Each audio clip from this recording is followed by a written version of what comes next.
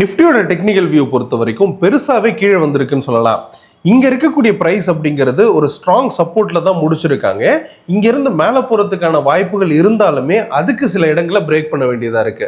அப்படி பார்க்கும்போது இப்ப இருக்கக்கூடிய ஜோன்ல இருந்து இந்த சப்ளை ஜோன் 1 பிரேக் பண்ணுச்சுன்னா, அதாவது 23,093 பிரேக் பண்ணுச்சுன்னா ஃபர்தரா மேல போகும்.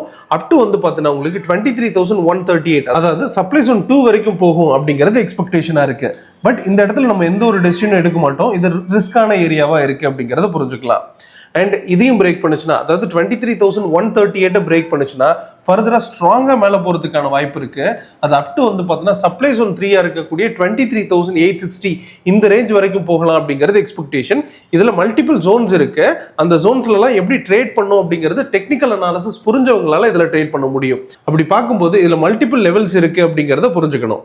சப்போஸ் பிரைஸ் கீழே வர்ற பட்சத்தில் இது டிமாண்ட் ஜோன் 1 பிரேக் பண்ணியிருக்கோம். அப்படி பிரேக் பண்ணுச்சுன்னா ஃபர்தரா கீழே இறங்குறதுக்கான வாய்ப்பு இருக்கு அப்படிங்கிறத புரிஞ்சுக்கணும். அதாவது 23,043 பிரேக் பண்ணுச்சுன்னா 22,944 வரை வரதுக்கான வாய்ப்பு இருக்கு.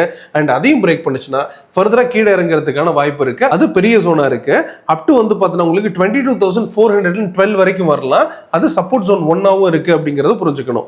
ஸோ அப்போ டிமாண்ட் ஜோன் 1 பிரேக் பண்ணுச்சுன்னா டிமாண்ட் ஜோன் 2க்கும், அண்ட் டிமாண்ட் ஜோன் 2 பிரேக் பண்ணுச்சுன்னா ஃபர்தரா டவுன் ஆயிடும். அப் டு வந்து பார்த்தீங்கன்னா இந்த சப்போர்ட் 1 வரைக்கும் போகும் அப்படிங்கிறது எக்ஸ்பெக்டேஷனா இருக்கு.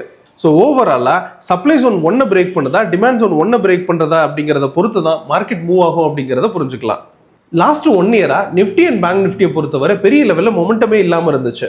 அண்ட் ஐவியை பொறுத்தவரை பிலோ 15 தான் இருந்ததையும் பார்க்க முடிஞ்சது. பட் ஸ்டாக்கை பொறுத்தவரை நல்ல வாலட்டிலிட்டி அப்படிங்கிறது இருந்துகிட்டே தான் இருக்கும். அப்படி பார்க்கும்போது ப்ராப்பரான டெக்னிக்கல் அனாலிசிஸ் இருந்துச்சுன்னா ஸ்டாக்ஸை மட்டுமே எடுத்து நல்ல ஒரு ப்ராஃபிட் அப்படிங்கிறது பண்ண முடியும். அப்படி ப்ராப்பரான டெக்னிக்கல் அனாலிசிஸ் தெரிஞ்சு ட்ரேட் பண்றதுக்காகவே உங்களுக்காக ஒரு நியூ செஷன் ஸ்டார்ட் பண்ணிருக்கோம். இதுல டெக்னிக்கல்ல பேசிக்ல இருந்து ஆரம்பிச்சு அட்வான்ஸ் லெவல் வரைக்கும் ஆப்ஷன்ஸ்லயும் எப்படி ட்ரேட் பண்றது அப்படிங்கறத ட்ரெயின் பண்ணிட்டு வரோம். இதுல 3 டிஃபரெண்ட் ஸ்லாட்ஸ் அவைலபிளா இருக்கு. இதை பத்தி தெரிஞ்சுக்கணும்னு நினைக்கிறவங்க ட்ரேட் எம்பரரை கான்டாக்ட் பண்ணுங்க. பேங்க் நிஃப்டியோட டெக்னிக்கல் வியூ பொறுத்த வரைக்கும் இப்போ இருக்கக்கூடிய இடம் அப்படிங்கிறது ஒரு ஸ்ட்ராங்கான ஒரு டிமாண்ட் ஜோன் அப்படின்னு சொல்லலாம். அப்போ இங்கிருந்து மேலே போகணும் அப்படின்னு சொல்லி எடுத்துக்கிட்டாலுமே அதுக்கு வந்து சில கன்ஃபர்மேஷன்ஸ் அப்படிங்கிறது வேணும். அப்படி பார்க்கும்போது இது சப்ளை ஜோன் 1 இருக்கக்கூடிய 53,790 இதுக்கு மேலே பிரேக் பண்ணி சஸ்டெயின் ஆச்சுன்னா பிரைஸ் ஃபர்தரா மேலே போகும் அப்படிங்கிறதும், அது அப் டு வந்து பார்த்தீங்கன்னா சப்ளை ஜோன் 2 இருக்கக்கூடிய 55,545 இந்த ரேஞ்ச் வரைக்கும் போகும் அப்படிங்கிறது எக்ஸ்பெக்டேஷனா இருக்கு. பட் இது வந்து பார்த்தீங்கன்னா கொஞ்சம் பெரிய ஜோன். இதுல மல்டிபிள் லெவல்ஸ் அப்படிங்கிறது இருக்கு. ப்ராப்பரா டெக்னிக்கல் தெரிஞ்சா மட்டும்தான் இதுல ப்ளே பண்ண முடியும் அப்படிங்கறத புரிஞ்சுக்கலாம். சப்போஸ் இந்த பிரைஸ் டிமாண்ட் ஜோன் 1 பிரேக் பண்ணுச்சுன்னா பியர்ஸ் கண்ட்ரோல் எடுத்துருவாங்க. அப்படி பார்க்கும்போது நல்லாவே பெருசா கீழே வர்றதுக்கான வாய்ப்பு இருக்கு அப்படிங்கறதையும் புரிஞ்சுக்கணும். அப்படி பார்க்கும்போது பிரைஸ் வந்து பாத்தீங்கன்னா உங்களுக்கு அப் டு இந்த டிமாண்ட் ஜோன் 2 வரைக்கும் வர்றதுக்கான வாய்ப்பு இருக்கு அப்படிங்கறத புரிஞ்சுக்கலாம். அதாவது இந்த டிமாண்ட் ஜோன் 1 இருக்கக்கூடிய 53,275 பிரேக் பண்ணுச்சுன்னா ஃபர்தரா கீழே இறங்கி டிமாண்ட் ஜோன் 2 இருக்கக்கூடிய 50,750 வரை வரும் அப்படிங்கிறது எக்ஸ்பெக்டேஷனா இருக்கு. இதுவுமே கொஞ்சம் பெரிய ஜோன் தான். இதுல மல்டிபிள் லெவல்ஸ் இருக்கு.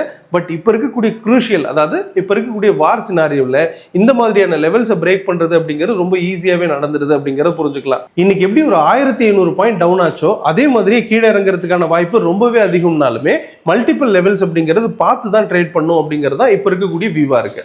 ஸோ ஓவராலா டிமாண்ட் ஜோன் 1 பிரேக் பண்ணுச்சுன்னா பியர்ஸ் கண்ட்ரோல் எடுத்துருவாங்கன்னு, சப்ளை ஜோன் 1 பிரேக் பண்ணுச்சுன்னா புல்ஸ் கண்ட்ரோல் எடுத்துருவாங்க அப்படிங்கிறதையும் புரிஞ்சுக்கணும்.